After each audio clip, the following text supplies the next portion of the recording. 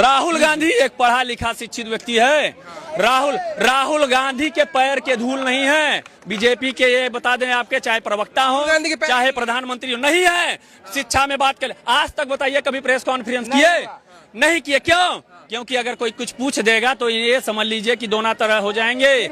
आज बताइए, आप गोदी मीडिया पे ही आके प्रेस कॉन्फ्रेंस कर दीजिए। आपको इंस्टाग्राम की जरूरत क्यों पड़ रही है? आपको फेसबुक की जरूरत क्यों पड़ रही है? आप गोदी मीडिया पे खाली आएंगे तो बोलेंगे आम कैसे काट के खाया जाता है, चूस के खाया जाता है कि लूट के खाया जाता है।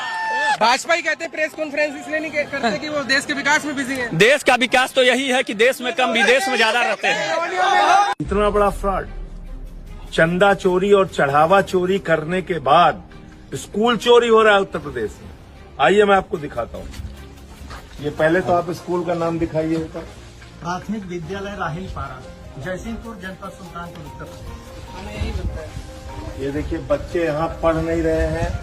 ये स्कूल कागज में चल रहा है और ये कबाड़ की हालत देखिए। ये स्कूल बाबा जी के, योगी जी के रिकॉर्ड में चल रहा है। ये स्कूल स्वतंत्रता दिवस पे ये तुम्हारे जो भगवान हैं, तुम जो ईश्वर के पीछे पागल बैठे हो, इन सारे के सारे भगवान को पानी में डुबो दो। आप कल्पना कर सकते हो, जिस व्यक्ति ने घर छोड़ा था ईश्वर को पाने के लिए, वो संसार छोड़ने से पहले कहता है कि तुम अपने सारे ईश्वरों को पानी में डुबो दो। और समय की मांग है, एक माता आराध्य देव हो तुम्हारा, एक ही तुम्हारी माता हो, एक ही तुम्हारा ईश्वर हो, एक ही तुम्हारी शक्तिपीठ हो, और वो हो माँ भारती। तुम भारत माँ की पूजा करो, सारे देवी देवताओं को डुबो दो। मित्रों, अध्यात्म की यात्रा कहाँ से कहाँ ले जाती है। एक 40 साल का तरुण सन्यासी जो घर छोड़ के निकला था ईश्वर को पाने के लिए, वो दुनिया को कहने का सामर्थ्य को ले लेता है तुम डुबो दो अपने ईश्वर को। माँ भारती की सेवा करो, एक ही तुम्हारा आराध्य हो। भाइयों बहनों, अगर हम लोगों ने स्वामी विवेकानंद की इन बात को स्वीकार कर लिया होता, 100 करोड़ के देशवासी माँ भारती के लिए अपने आप को खपा देते, तो आज दुनिया के सबसे समृद्ध देशों में हम होते।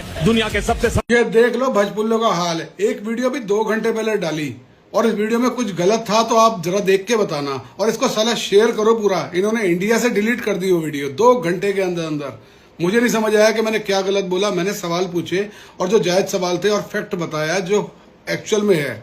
जरा देखना और इसको पूरा फॉलो करो यार। दोबारा डाल रहा हूं। और इनकी निर्लज्जता देखिए, कांग्रेस पार्टी के मुख्यालय पर वंदे मातरम का गान हो रहा था। और इनकी निर्लज्जता देखिए, राष्ट्रीय गीत को राष्ट्रीय गान बोले जा रहे हैं। राष्ट्रीय गीत वंदे मातरम है, राष्ट्रीय गान जन गण मन है। इनको आज तक यही नहीं पता, हर बात पे गान गान गान करते रहते हैं। जब आपको क्लियर बोलना नहीं आता, लोगों को कुछ और सुन रहा है, तो मत बोलो। कम से कम गीत को गान तो मत बोलो। चलो खैर, बिल से निकल के आए हो इतने दिनों बाद, तो कम से कम ये बताओ कि 20 दिन संसद में क्यों नहीं आए? अब क्यों आए हो? आग लगाने के लिए? इनका हर बार का यही ड्रामा है, हमेशा विपक्ष को छोटा करते रहो, क्योंकि इनसे खुद की लाइन तो बड़ी होती नहीं, दूसरे को छोटा करते रहो। यही सारे कुछ लगे पड़े हैं। न्यूज चैनल भी इसमें लगे पड़े हैं, मोदी भी इसी में घुसा हुआ है, और पिल्ले आपके अलग से इसी काम में घुसे हुए हैं।